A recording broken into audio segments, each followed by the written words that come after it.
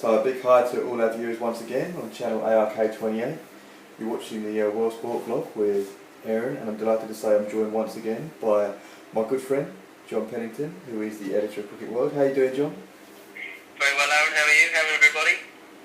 Hi all. Yeah, it's beautiful weather once again, isn't it? So we're being a bit spoiled, aren't we, John?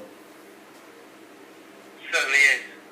So yeah, as you can see, guys, before we move on, I'm very lucky to be wearing this shirt kindly provided by our sponsor, Bones Original. So once we reach 100 subscribers, one of you will be lucky enough to win a shirt as well. So it's a pretty cool prize, isn't it, JP? Absolutely. So get subscribing, get clicking, and we look forward to hearing from you, any of your questions. But yeah, JP, I mean, it's been we talked about it last week, didn't we, the Test match. Obviously it started on a Sunday and it went all the way through, but great turnaround for England, wasn't it? We talked about it, we said that, you know, Cook had been working hard and there was always a chance that he could come back. So I thought it was a really impressive fight back. It was. I mean, they were better at the Ageas Bowl as they were poor at Lords, really. A really impressive start. I mean, obviously, great balance to Cook to get some runs up, made a huge difference both to him and both to the team. And I think a lot of people have said in situations it makes such a difference when you can get in first, you can bat, score 500, nearly 600. It really sets the game up, and it puts you in a position where you can't lose. Apart from if you're playing Australia and Adelaide. But that's exactly what happened. They were very, very good. The ball swung, they used it properly, they put it in the right areas. Apologies for lapsing into cliche speed there, but they really did bowl very, very well, used the conditions, used the resources available to them, and did a super job. And India didn't play very well, let's be honest about it. They showed very little stomach for the fight on the final day, and Moeen Ali, he's a good bowler, but he's not a world-class bowler just yet. They'd rather sort of gifted a few of the wickets away. So they'll be very disappointed, but all credit to England because they really needed to step up and show the world they can win a Test match, and they did so emphatically. Yeah, no, completely, JP, and obviously it was a very important match for Alistair Cook. He led from the front, scoring those 95, and obviously backed up with a 50.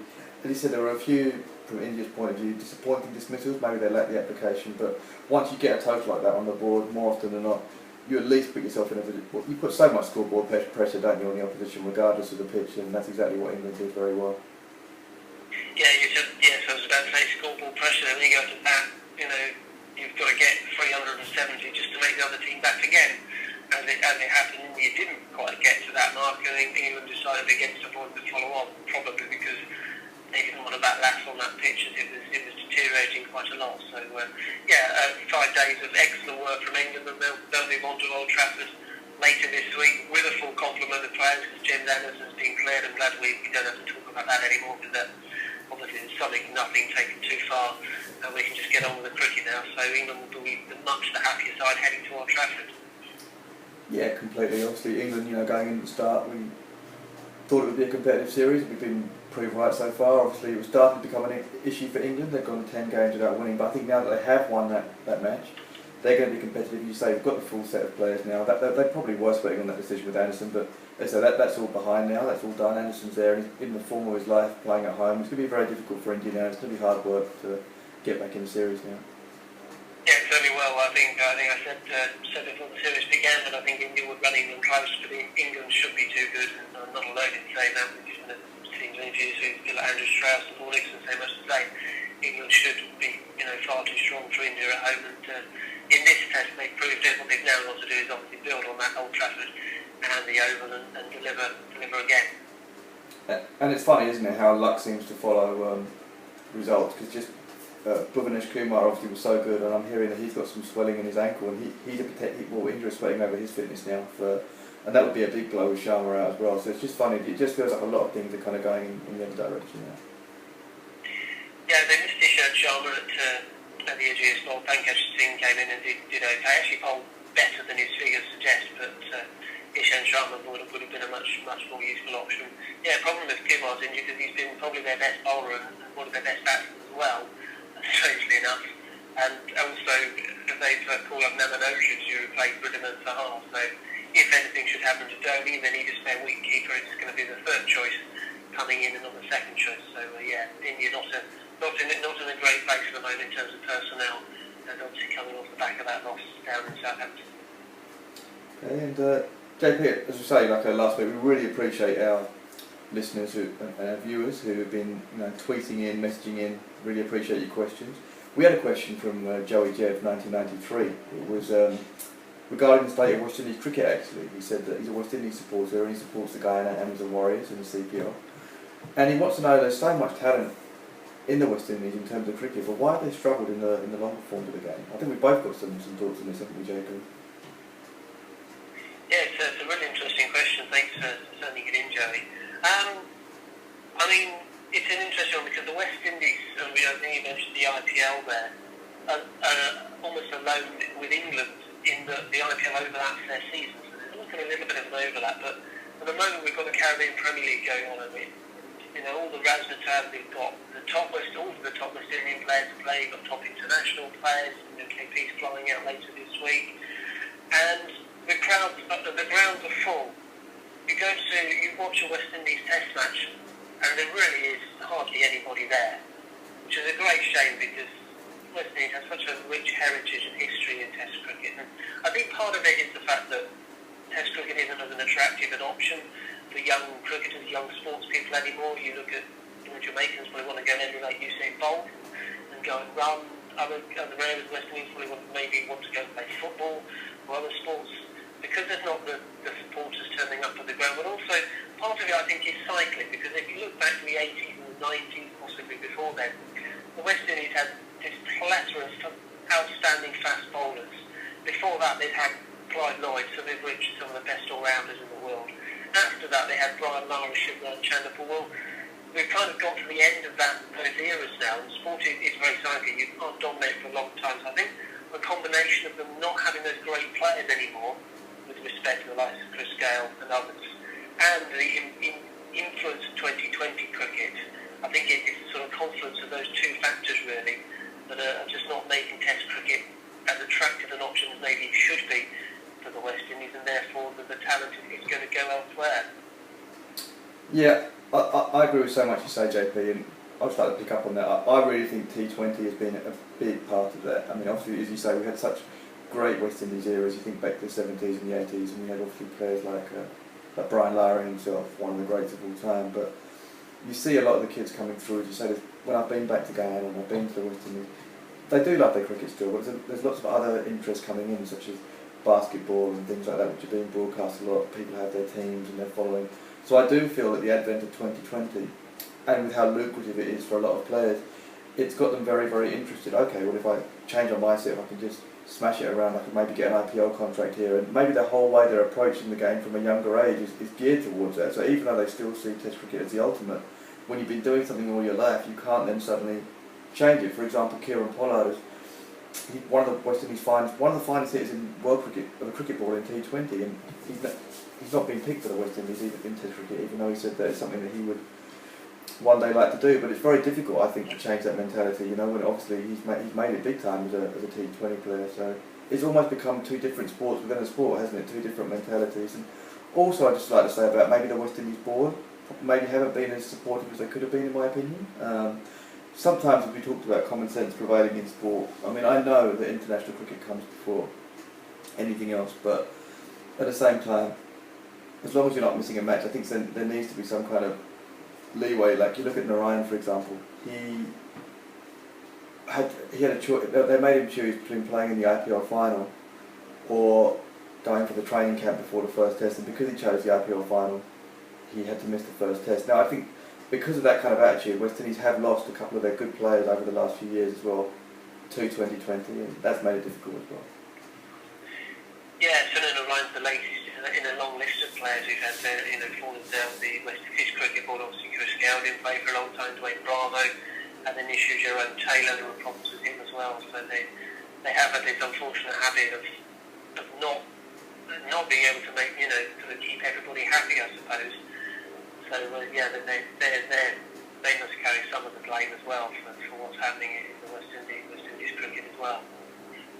Yeah, so Joey, thanks a lot for your question. I really hope that answers it.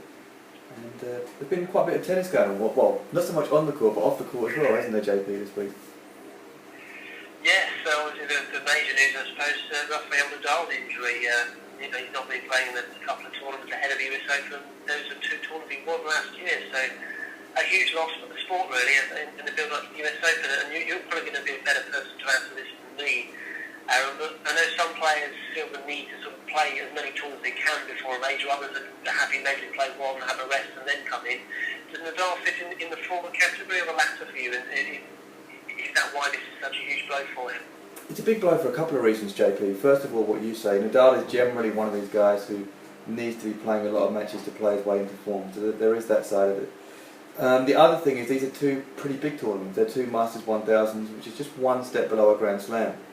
And they call this like the US Open Series. So they have a few little tournaments, but these 2 in Toronto, then Cincinnati, are considered very prestigious.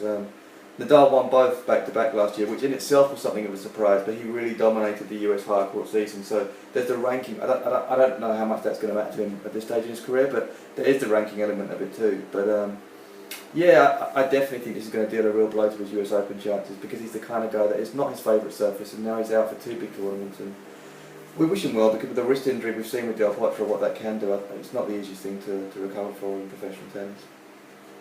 Yeah, it's a shame for Nadal as well, isn't it? Because he's had quite a lot of time out the last few years with the injuries, and you sort of wonder, not maybe whether this is the end, but whether this is sort of a recurring pattern, and obviously not a good one for him. But he's going to have to sort of slightly manage his work over the future to try and keep himself fit and sort of prolong his career a bit.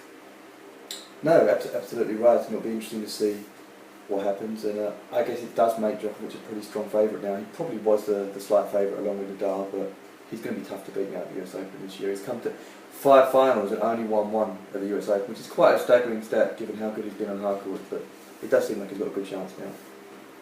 Yeah, I mean, they had a similar stat going into Wimbledon, didn't he? He sort of turned that one on its head, so yeah, I'd agree with you there. Definitely Djokovic the favourite. And talking of great players, I think you've been hearing about this petition that's been going on, JP, to the USTA. It's gathered a bit of momentum this week. Yes, it's to sort of get Andy Roddick playing in the US Open, wasn't it? I understand he can't play because Andy's officially retired. He's signed all his papers, so he hasn't been keeping in compliance with the drug testing policy. Is that right? That's correct, yeah. So had he officially not handed in his papers, he would have been able to play. Because, so for example, if John McEnroe had gone for the wild card, even though he's retired, in inverted commas, like, because he never handed in his papers, he would have been able to get a wild card. So that's where the difference is. So I just sent off a petition on behalf of the fans, not really expecting too much, but Marty Fish retweeted. It got quite a lot of interest from some commentators, and almost 500 people have signed it. And we got a response from the USTA, which I'll post a link underneath here so people can kind of read that. But yeah, it's just an interesting thing. What were your thoughts on this, Jacob? Yeah, I think it's interesting. We talked a little bit about the power of social media that got this going. But my thoughts on it are that it's a shame, and I kind of understand. I mean, in the sport I followed, there was a huge furore a couple of years ago with the Indians not wanting to submit to WADA, and everything. So I kind of understand why they have to do the process they have to do. I won't go into the details because it's not too exciting. But I think what the solution is maybe, and it's possibly too late for Roddick here, but when players retire, they're going to have to retire almost unofficially. So they say they do it the same way, I'm retiring, but they actually don't submit their papers basically. They stay registered. Yeah. So if they do want to come back, everything is in order. They still go through the drug testing policies, and they can come back without being sort of disappointed. That's the only real solution I can think of. I think you're right, and the way they're going to have to do that is still somehow remove them from the computer rankings, because the only reason Roddick did that was he didn't want to deprive someone lower than him of their rightful ranking so that they wouldn't get their cash bonus. So you're right, I think there's a way they can stay registered officially, but have their ranking removed. That might be the only solution in the future, isn't it? Yeah, I think so. But yeah, it's an interesting one, isn't it? I mean, you do understand, as I say, I do applaud them for having drug rules and for having stringent tests. I think that's very important. We don't want cheats to get by in this game. I think that's very, very important. But at the same time, you do want to see some common sense prevail. But let's see. I mean, they've thrown them the olive branch for 2015, so we'll see how things go. Yeah, and I suppose with this I can't think in tennis this happening before. So if it's a precedent, then there may be some way that they can get their heads together and work out a solution. Definitely. If it kept on happening, then we'd be disappointed. But I think this could be a possibility here for a precedent to be set for the future. That's right. Well, guys, thanks again once more for tuning in on channel ARK28. Don't forget to subscribe, and any questions, then please get on board, and we'll see you again next time. Thanks a lot.